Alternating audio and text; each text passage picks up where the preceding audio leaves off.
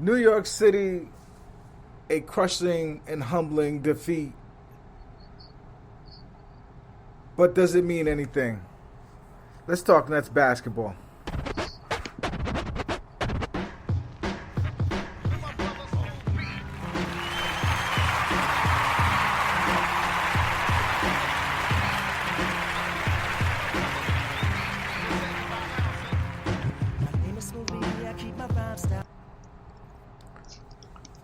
A crushing defeat,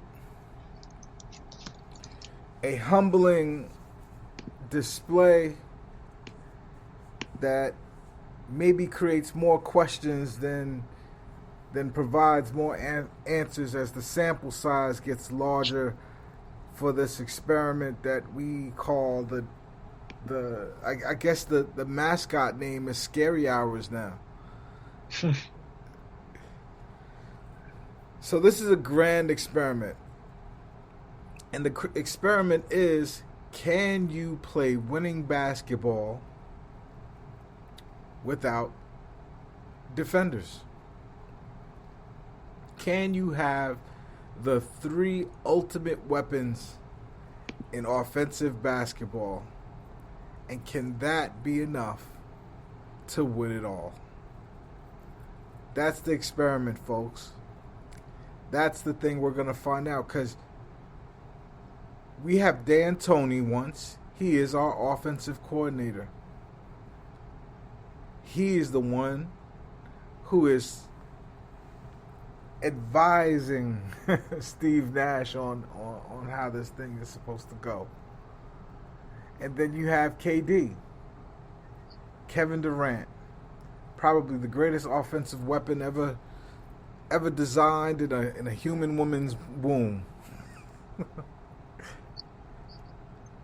7 feet tall, easily shoots 40% over 40% from three, has floaters and handles like a point guard.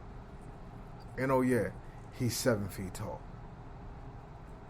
Then you have James Harden, probably the most productive single basketball player in the NBA.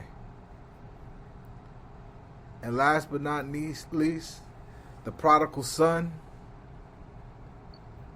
the greatest ball handler, the just ridiculous offensive display and handling the rock, Kyrie Irving, a lethal jump shooter, a cutthroat mid-range game, and somehow, when you put all three of them together, they're 0-1. Some people might say you should be alarmed. Some people might say it's too early to be anything. Sam, what do you say? I tend not to be too reactionary. I thought their effort, just generally, specifically defensively, was just like unbelievably atrocious, and it was bad effort in a way that was different than in prior games. In prior games, they got like murdered on the boards, which that happened a little bit at the beginning, but I just thought they were so slow on every cut. Players running around the perimeter, they were slow, and then once a player got the ball on the perimeter and then did a cut because the Nets guy was already late getting to him in the first instance, if the person pump faked, the guy was already on his back leg and going the wrong way, and so I don't know. I mean, I'm more down right now because I thought the effort was poor, and I thought they basically played like the microcosm to me of the game is they played like if you're playing your younger brother in hoops when you're 12 and he's 8 or something like that, and he happens to hit like two or three easy threes off the bat, but you're kind of smiling because you're like, all right, that was lucky, but now I'm going to turn it on.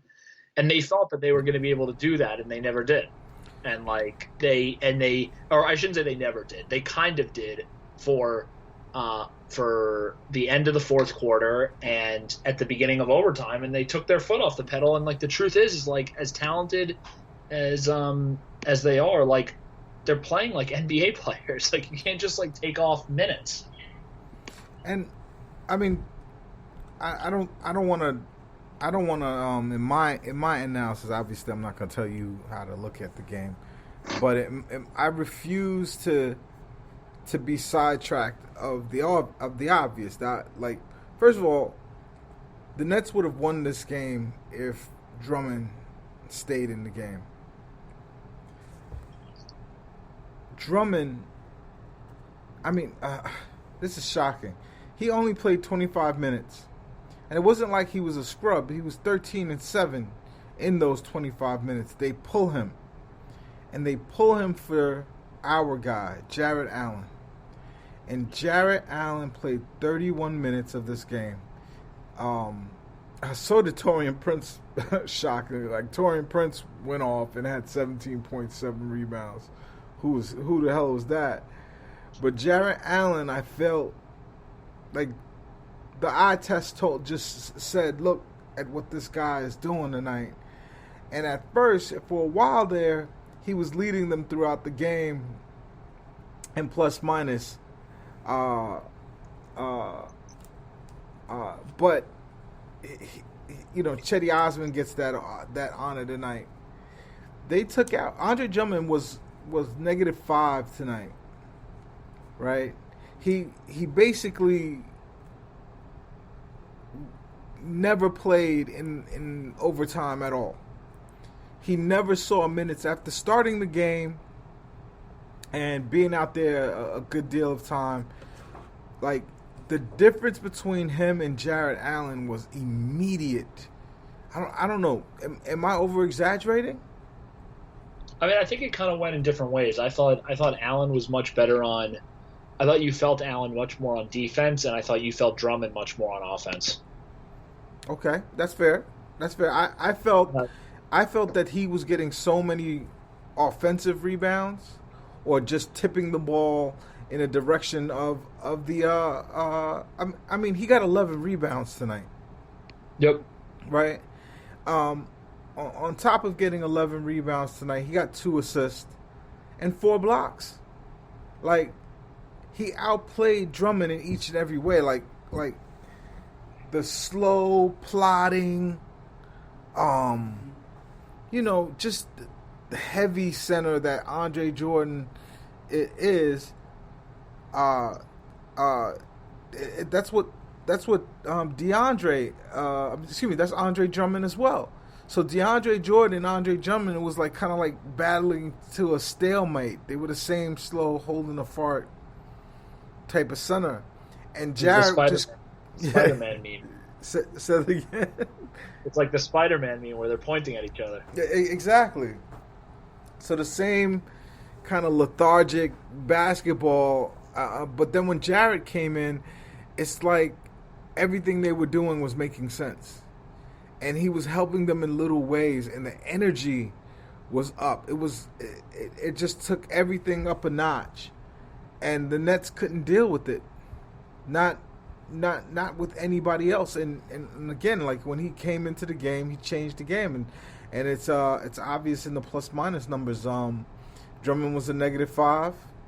Okoro was killing them the whole entire game. He was just overmatched. He's not ready. But it's shocking that this team beat us, but it's worse that they beat us without Kevin Love. Who else was missing? Quite a few people. I can't even think of everybody, but they were missing a few guys. Garland, Dellavedova, Love. Thanks for the save, partner. I got you. That's ugly. like I don't. I think you. I think there's a lot of pressure being heaped on Nash right now.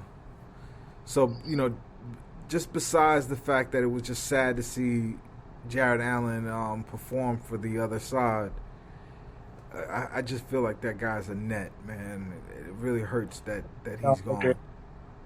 gone. But tell me about Nash's performance tonight. Like I'm getting a lot of Nets fans, I especially the know big some. homie Bam. He's he. Well, I guess he's past first now. That name sucks, Bam. Um, but like people are questioning Nash as a coach. What did you think? So with rookie coaches, I try not to really make that, especially guys who have never coached before. I try not to go You know, that nuts, and we're so a that's why I win haven't. now. We are a win now, small window team.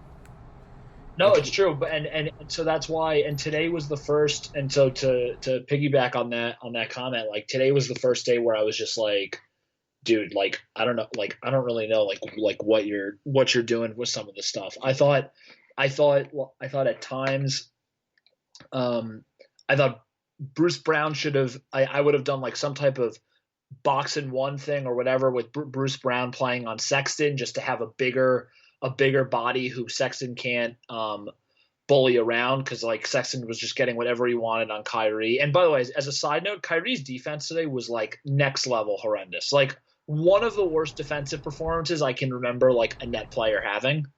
Like just consistently outcut, consistently late, like knock I up. want to talk about Kyrie's body language.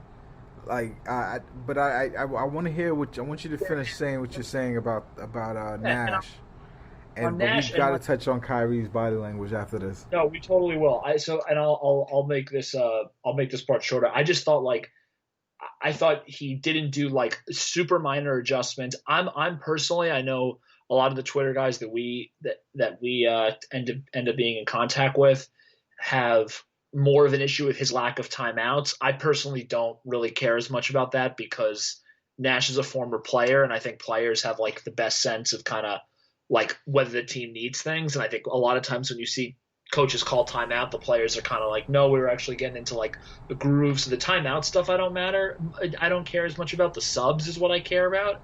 And Mm. I thought it was like abundantly clear that like there were just the rotation at this point has now gotten too small. Like, I mean, you can't. I know the game went into double OT and stuff like that, but Harden, Katie, and Kyrie are all in like the low 40s early in the game, and it just like I don't know. You had to mix and match. I also, even though he played well, I didn't like Joe Harris not starting today. I thought that was stupid. Well, what about you? I, I I I had a lot of issues. All right. So first of all, you got to understand the philosophy of SSOL, 7 seconds or less. You got to understand Coach D'Antoni's philosophy. He believes that NBA level players don't need coaching or don't need constant coaching, right? He's a Right. coach. He believes they need coaching, but constant coaching. So D'Antoni's always been, tight with the whistle. He doesn't like to call timeouts. He likes to let his team sort it out. Now, me personally, I think that's crazy. I think you the reason why there's a head coach is because the players need eyes on the outside, looking in. They're in the fishbowl. They're in the maelstrom. They don't know, what's happening at any one given point. That's a good So, point. so you need a coach to kind of bring you to clarity on how to attack or how to stop the bleeding. And right now, I haven't seen any evidence that Steve Nash knows how to stop the bleeding. Yep. Um,